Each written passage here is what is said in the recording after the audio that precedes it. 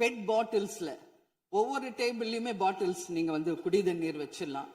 குடிச்சிட்டு அவங்கவுங்க இடத்துல அவங்கவுங்க வச்சிட போறாங்க. இதனால கவர்மெண்ட்டுக்கு எக்ஸ்ட்ரா செலவும் ஒன்றும் வரப்போறது இல்லை. அவங்கவுங்க இடத்துல வச்சிடலாம் அப்படின்ற என் கருத்தை நான் சொல்றேன். அது பதில் ஒவ்வொரு சீட்ல ஒரு பெட் பாட்டில்ஸ் மாதிரி கண்ணாடி பாட்டில்ல வாட்டர் வச்சுட்டா அவங்கவுங்களுக்கு தேவைக்கு எடுத்துட்டு கொடுத்துடலாம். ஸோ இது பிறந்த நாள்ல வந்து முதலமைச்சருக்கு ஒரு கோரிக்கை வைக்கிறேன். அதுக்கு நாம நெகிழியில வேண்டாம், பிளாஸ்டிக் பாட்டில்ஸ் நம்ம வந்து அலோவ் பண்ண வேண்டாம், கண்ணாடி பாட்டில்ல நம்ம வைக்கலாம். மாண்புமிகு பேரவைத் தலைவர் அவர்களே, அந்நியார் அவர் ஒரு நல்ல கருத்தை இங்கே சொல்லியிருக்கிறார்கள். அந்த கருத்து ஏற்புடையது அல்ல என்பதை நான் தெரிவித்துக் கொள்ள கடமைப்பட்டிருக்கிறேன். என்ற கோபம் வந்தால் தண்ணி பள்ளி கொண்டிருக்க வாய்ப்பு இருக்கிறது.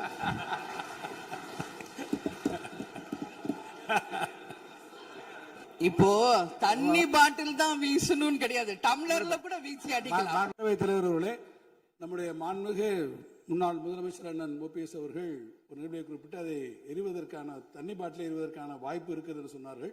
ஒருவேளை அவருடைய தனிப்பட்ட அனுபவத்தின் காரணமாக அதை அவர் இங்கே குறிப்பிடுகிறாரா என்பதை நான் அறிய விரும்புகிறேன்.